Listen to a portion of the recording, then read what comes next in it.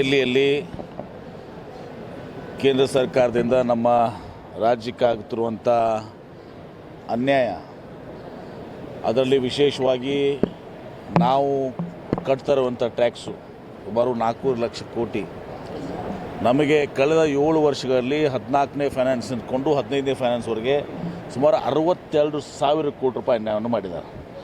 ಇದಲ್ಲದೆ ತಮಗೆ ಗೊತ್ತಿದೆ, ತಾವು ಕೂಡ ತಮ್ಮ ಮಾಧ್ಯಮದಲ್ಲಿ ತೋರಿಸಿದ್ದೀರಾ, ಅಪ್ಪರ್ ಭದ್ರಾಗೆ ನಾವು 5,000 ಕೋಟಿ ರೂಪಾಯಿ ಕೊಡ್ತೀವಿ ಅಂಥೇಳಿ ಇವತ್ತು on the floor of the house ಅಲ್ಲಿ ಹೇಳಿ ಕ್ಯಾಬಿನೆಟ್ ನಿರ್ಣಯ ಮಾಡಿ, ಇಲ್ಲಿ ಯಡಿಯೂರಪ್ಪ ಅವರು ಮತ್ತು ಬೊಮ್ಮಾಯಿ ಅವರು ಅದನ್ನು ಘೋಷಣೆ ಮಾಡಿ ಇನ್ನೂವರೆಗೆ 1 ಪೈಸೆ ಬಂದಿಲ್ಲ. ಬರ ಪರಿಹಾರಕ್ಕೆ ನಿಮ್ಗೆ ಗೊತ್ತಿದೆ, ಟೀಮ್ ಬಂದೋಯ್ತು, ರಿಪೋರ್ಟ್ ಸಬ್ಮಿಟ್ ಮಾಡಿದರು, ಇನ್ನೂ ಥರ 1 ರೂಪಾಯಿ ಬರ ಪರಿಹಾರಕ್ಕೆ ಬಂದಿಲ್ಲ. ಇವತ್ತು ನಾವು ವಿಶೇಷವಾಗಿ ಕರ್ನಾಟಕ ರಾಜ್ಯ ಶಿಸ್ತಿನಿಂದ ವರ್ತಿಸುವಂಥ ರಾಜ್ಯ ಇವತ್ತು ಹಣಕಾಸಿನ ಇದರಲ್ಲಿ ಫಿಸ್ಕಲ್ ಡಿಸಿಪ್ಲಿನಲ್ಲಿ ಈ ಎವಲ್ಯೂಷನ್ ಆಫ್ ಟ್ಯಾಕ್ಸಸ್ನಲ್ಲಿ ನಮಗೇನು ಪಾಲು ಬರಬೇಕಾಗಿತ್ತು, ಅದರಲ್ಲೂ ಕೂಡ ಬಜೆಟ್ ಗಾತ್ರ ಡಬಲ್ ಆದಮೇಲೆ ಇವತ್ತು ಸಹ ಇದು ಜಾಸ್ತಿ ಆಗಬೇಕು. ನಮಗೆ ಸುಮಾರು 1 ಲಕ್ಷ ಕೋಟಿ ಮೇಲೆ ಬರಬೇಕು. ಅದಾಗಿನೂ ಕೂಡ ಇವತ್ತು ಸಹ ನಮಗೆ ಟ್ಯಾಕ್ಸಸ್ ಬರ್ತಾಯಿಲ್ಲ. ಅಂದರೆ ಇದು ಒಂದು ಮಲ್ತಾಯಿ ಧೋರಣೆಯನ್ನು ಮಾಡ್ತಾಯಿದ್ದಾರೆ. ನಮ್ಮ ಹಣವನ್ನು ತೊಗೊಂಡು ಬೇರೆ ರಾಜ್ಯಕ್ಕೆ ಕೊಡ್ತಾಯಿದ್ದಾರೆ. ನಾವು ಕೊಡಲಿಕ್ಕೆ ಬೇಡನಲ್ಲ, ಏನು ದುರ್ಬಲವಾದಂಥ ರಾಜ್ಯಗಳಿಗೆ ಒಯ್ದು ಕೊಡಲಿಕ್ಕೆ ನಾವು ಬೇಡ ಅನ್ನೋದಲ್ಲ. ಆದರೆ ನಮ್ಮ ಹಕ್ಕನ್ನು ನಮ್ಗೆ ಕೊಡಿ. ನಮಗೆ ಇವತ್ತು ಒಂದು ಕಡೆ ಟೀಕೆ ಮಾಡ್ತೀರಿ, ಆ ರಾಜ್ಯದಲ್ಲಿ ಹಣಕಾಸಿನ ತೊಂದರೆ ಇದೆ, ಗ್ಯಾರಂಟಿಗೆಲ್ಲ ಹಣ ಹೋಗ್ತದೆ, ಅಭಿವೃದ್ಧಿಗೆ ಹಣ ಇಲ್ಲ ಅಂಥೇಳಿ ನೀವು ಹಣ ಕೊಡದೆ ಇವತ್ತೊಂದು ಇದು ಮಾಡಿದರೆ ಈ ರೀತಿ ಮಾತಾಡ್ತೀರಿ.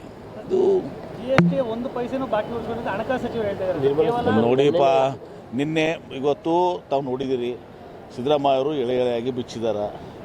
ಆ ಒಂದು ನೋಟ್ನು ಘೋಷಣೆ ಬಂದಿರಬೇಕೀಗ.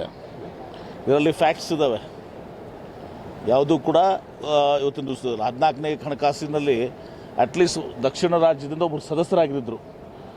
15 ಹಣಕಾಸಿನಾಗ ದಕ್ಷಿಣ ರಾಜ್ಯದಿಂದ ಯಾರೂ ಸದಸ್ಯರು ಸದಕ್ಕಿಲ್ಲ ಕಮಿಟಿಲಿ. ಅರ್ಥ ಆಯ್ತಾ ನಿಮಗೆ? No member from southern states. ಆ ಮೆಂಬರ್ ಇರಲಿ ಬಿಡಿ, ಯಾವುದ್ರ ರಾಜ್ಯ ಇದು ನಾರ್ದರ್ನ್ ಇರಲಿ, ನ್ಯಾಯ ಮಾಡಬೇಕಲ್ಲ. ಅಂದರೆ ಒಳ್ಳೆ ಪರ್ಫಾರ್ಮಿಂಗ್ ಸ್ಟೇಟ್ಸಿಗೆ ನೀವು ಪನಿಷ್ಮೆಂಟ್ ಕೊಡ್ತೀರಾ.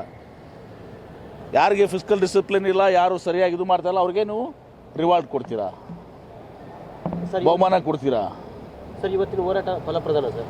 ನಮ್ಮ ಹೋರಾಟ ಇವತ್ತು ದಿವಸ ಬಹುಶಃ ರಾಜ್ಯದ ರಾಜಧಾನಿಯಲ್ಲಿ ಮಾಡಿದ್ರಲ್ಲ, ಇವತ್ತು ದಿವಸ ಇಡೀ ದೇಶಕ್ಕೆ ಇದು ಈ ರೀತಿ ನಡೀತಾ ಇರೋದು ಅರ್ಥ ಆಗಿದೆ. ಬಹುಶಃ ಇದ್ರ ಮೇಲೆ ಅವರು ತಿದ್ದುಕೊಂಡು ನಮಗೆ ನ್ಯಾಯಯುತವಾದಂಥ ಪರಿಹಾರ ನಮಗೇನು ರಾಜ್ಯಕ್ಕಿತ್ತು ಕೊಡಬೇಕಾಗಿದ್ದ ಹಕ್ಕು ಅದು ನಮ್ಮದು.